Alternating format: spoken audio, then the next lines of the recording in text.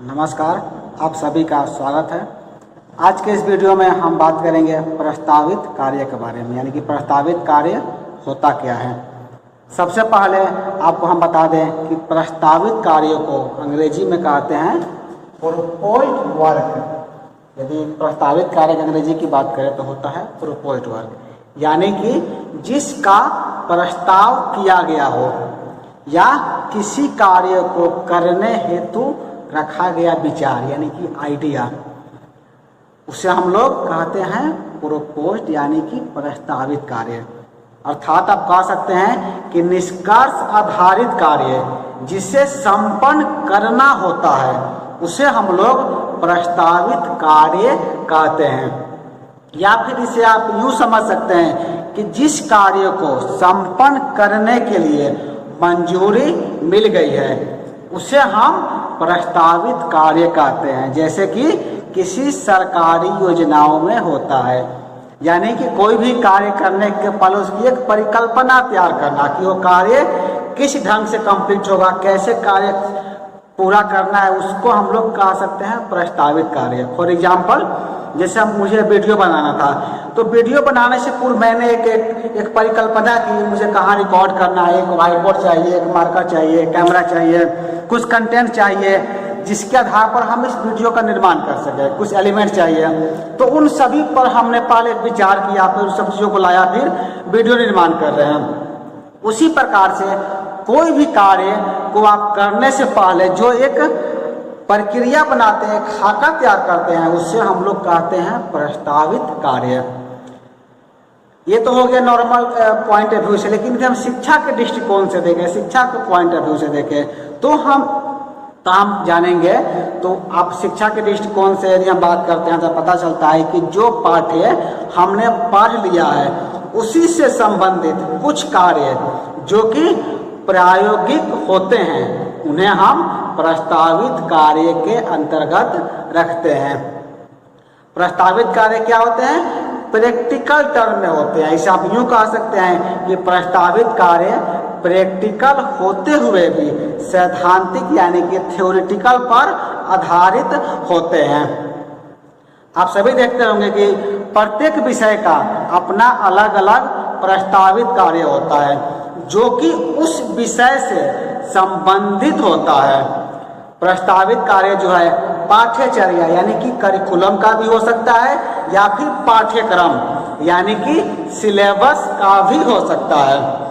आप समझ सकते हैं कि जो आपका प्रस्तावित कार्य होता है, जो प्रोपोज्ड वर्क होता है, वो करिकुलम का भी हो सकता है या फिर आपके सिलेबस का ही हो सकता है। चलिए इसे हम एक उदाहरण के द्वारा समझते हैं ताकि इसे आप और अच्छे तरीके से समझ सकें।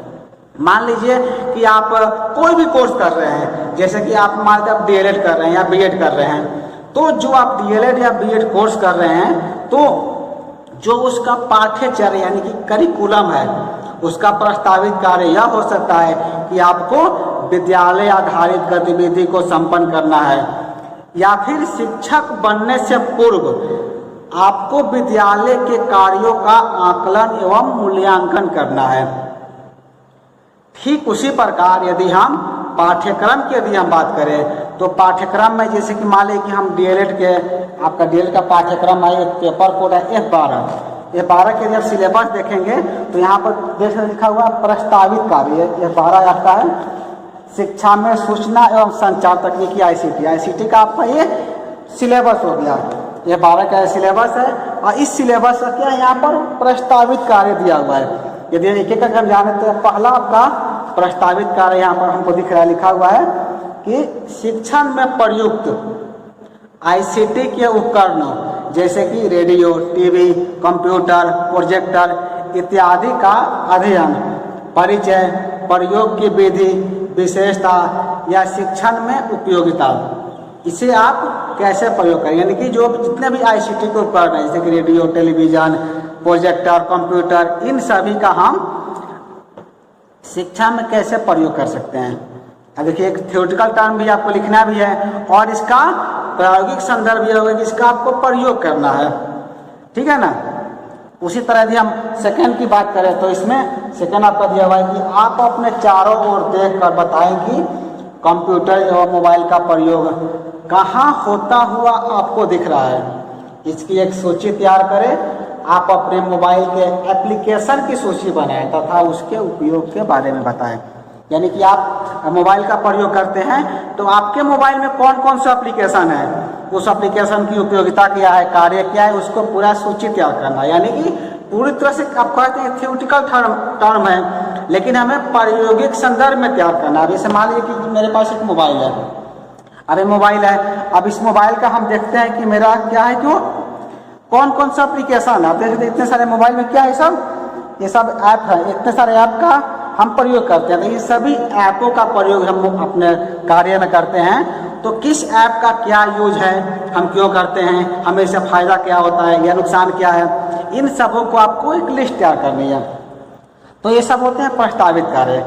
तो हम यहाँ पर देखें या आप भी देख सकते हैं कि यह सभी कार्य क्या होते हैं, हमने अभी जो बताया वो ये 12 के इकाई 1 से लेकर 5 तक पढ़ाए गए सैद्धांतिक विषयों का है।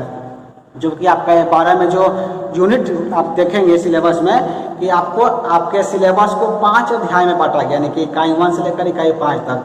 तो पांचों का कंप्लीट रूप से आपका प्रस्तावित कार्य होता है। सभी से प्रैक्टिकल टर्म में दिया रहता है कि आपको चीज़ें उसे कंप्लीट करनी है।